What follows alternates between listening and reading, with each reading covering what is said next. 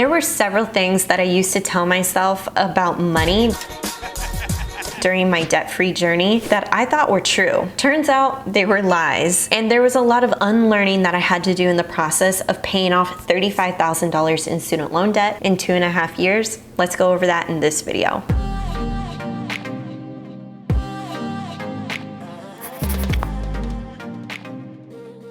Hey, what's up guys? It's Justine with Debt Free Millennials, the channel to help you crush your debt and live payment free. I am collabing with Dwayne Tucker of Wincrease Teens. Now, he has a YouTube channel with just over 1,000 subscribers. What I really like about his YouTube channel is he talks all about the stock market and specifically teaching the stock market to beginners. He also couples this idea of stocks and hip hop, and I love both of those things. So he is going to give you his take on what he's had to unlearn in his financial journey. I will link to his video below. Definitely give him a follow and check out that video. All right, so as I was thinking about the things that I had to unlearn during my debt-free journey, there were 7 statements that popped up for me. 7 statements that I used to tell myself subconsciously, and I think that kind of got me trapped until I started exploring and learning more about personal finance and reading a lot of personal finance books, that I was able to kind of take a step back and say, oh, actually no, that's a lie. All right, so the first statement that I used to tell myself is, I will always make a small income. So I used to believe that because I graduated from college, I had $35,000 in student loan debt. My very first job, I was making $10 an hour. During my time in college, I was a server at Chili's, and so the federal minimum wage is $2.13 per hour plus tips. And so I think I averaged out most nights I was making anywhere between $5 to maybe $9 an hour, maybe 10 if it was a really good evening. But I used to get myself caught up in this, well, I have a marketing degree, I'm going on this marketing path, and marketers really don't make a whole lot of money in the beginning until you start to kind of get promoted and get into these senior level positions. So I really had to unlearn that and say, actually, I don't have to go that corporate route. I could actually start my own business and there are no caps to the type of income that I'll make. And so I still have to get myself into that mind frame of I don't have to play small. I can take risks to really increase my income. Okay, number 2, credit cards are not bad. It's how people mistreat them. So I had to unlearn that credit cards, I told myself credit cards were bad, but they're not bad. It's the way that people mistreat them that's bad. And so if I know how to responsibly use credit cards by paying them off every single month back to a zero balance, I'm not paying any interest on those credit cards, and I'm utilizing the rewards and points that are associated with my credit card program, that is how I know that I'm using them responsibly. I'm using them responsibly in order to build up credit, and the only reason why I care about that credit and that credit score is so that I can apply for a mortgage that has favorable terms. Back when I first started my debt-free journey, I was a big Dave Ramsey advocate, and he preaches absolutely zero credit cards, only cash, and I really fell into that mindset until my husband and I, when we first moved in together, before we got engaged, he was like, no, credit cards are not bad. It's just how people can misuse and abuse them that's bad. And because I had no prior history of this type of relationship with a credit card, I think I was just more afraid, and it was the knowledge that really empowered me to be confident with credit cards, especially having my husband who's a responsible credit card user. I think that really helped change my mind on the way I think about credit cards. Number 3, everybody understands the debt-free journey process. Now, I had to unlearn that because that is definitely not true. Not everybody gets the idea of paying off debt really quickly. A lot of people fall into this mindset of that they're always going to have debt. And I think because I was so focused on the student loan debt and paying that off, when I was talking about that with other people, they just, either they were really inspired by my journey and giving me kudos, or they just didn't get it at all. And I think one of the ways that people didn't get it is I ended up getting in a fender bender during my debt-free journey. So I got rear-ended so hard that the rear bumper fell off and bent the frame. So the car was totaled. And I had the choice of either doing a salvage title and taking the cash, or completely getting rid of the car, getting more of a cash payout from insurance, and then rolling that over into like a car loan and using that as a down payment. And that was a big fork in the road that said, Justine, are you either going to continue going into debt and making this journey a little bit longer, or are you going to try to do this lifestyle of debt-free living? And you know which option I chose. And if you're coming over from Dwayne's channel,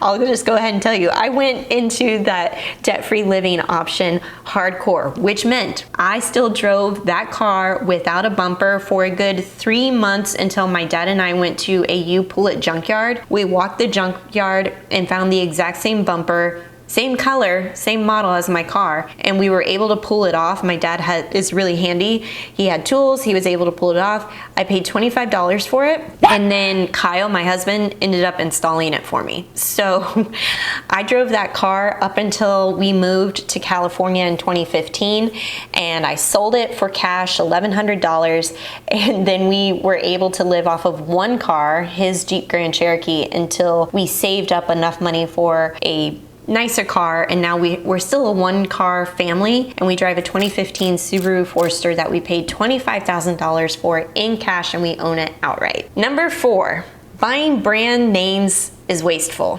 I used to tell myself this. I used to say, buying the brand name is wasteful. I'm not going to buy the Heinz ketchup. I'm not going to buy the Coach purses. I'm just going to buy generic. And the truth is, it's not wasteful. When you are focusing on buying things that you truly love and enjoy and value, that aligns with who you are, I think you're going to see longevity in those products. So whether it's the expensive brand name cheese, or you're buying, I'll give you an example. So I really loved Kate Spade purses. I loved the look of them. I loved how timeless they were. They're so expensive, especially somebody who was working on paying off their student loan debt. So I gave myself a milestone. I gave myself a goal that if I could get my debt under, I think it was either like halfway paid off or under like 10K, that I would give myself a gift of a new Kate Spade purse. What's amazing about Kate Spade is if you sign up for their email list, they do these surprise clearance sales where it's like 75% off their bags. And so I saw how I could buy the brand name without feeling like I was wasting a whole bunch of money. So I could get a nice handbag that was discounted at 65% off and still felt like I was giving myself that treat. And by the way, Kate Spade bags last forever because they're made of genuine leather. And so I felt like this was something that totally aligned with my thought process of longevity of products. If I can invest the money upfront for something really nice instead of buying the cheapo Target purses that are like the pleather and peeling everywhere on the edges, if I can get like a really nice handbag, that's going to last me for years to come. Same with things like Apple products, okay? My laptop computer was not cheap. It was $3,000 to buy the MacBook Pro with the higher processing unit that I needed to edit my videos. But I knew that this type of computer would last me and get me exactly what I needed. Same thing now. As I'm getting older and I'm making more money, I'm like, oh, I can do something like, I love the look of West Elm products and Crate and Barrel products. Those are high dollar, high end products. So how can I cheat the system? I love using things like Fetch Rewards, the app, to help me redeem points for gift cards to places like West Elm. So Fetch Rewards is an app where you can scan and upload receipts from grocery store outings, restaurants, shopping, upload that. You earn points for every receipt that you upload, and then you can redeem those points for gift cards. And the latest grocery store run that I did, I ended up buying some diapers for my daughter, and that really got me a lot of bonus points. I ended up getting 5,000 bonus points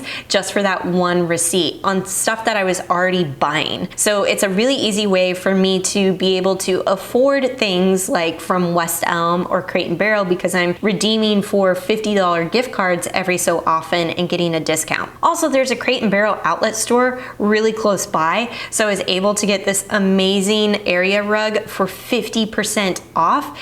And so it's things like that that I like to do where I'm like, okay, I can buy the brand name and I can also be smart about it with my budget. Number 5, the stock market is complicated. I used to tell myself this, that it was complicated, it was hard to understand, so why put in the effort to figure it out? Well, is YouTubers like Dwayne or Graham Stephan or Meet Kevin or any of the financial YouTubers out here that have really helped me understand that actually, no, it's not complicated. We just need to break it down in ways that are easy to understand. Don't forget, I have a whole playlist and investing series that you can go through and figure out what is a Roth IRA, what's a SEP IRA, why should I care about a 529 plan? Ways that I was able to figure out how these types of investing accounts work and put it in a way that's easy to understand. Number 6, I have to work with a financial advisor in order to invest. That is simply not true. You do not need a financial advisor in order to invest. In fact, I self-manage all of my investing accounts now. This approach may not work best for you,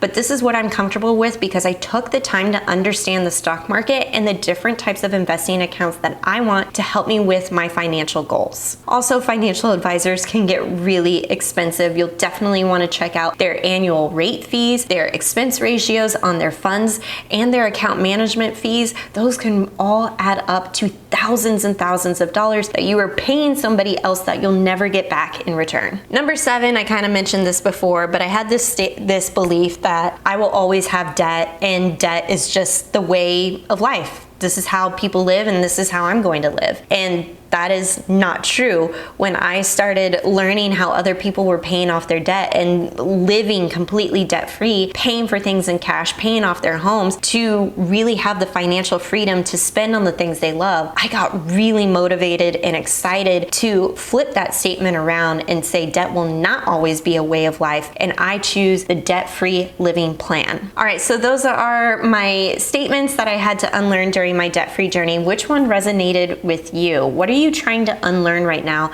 about your financial journey? Comment below. Don't forget to check out Wincrease Team, their channel linked below, and I'll catch you in the next video.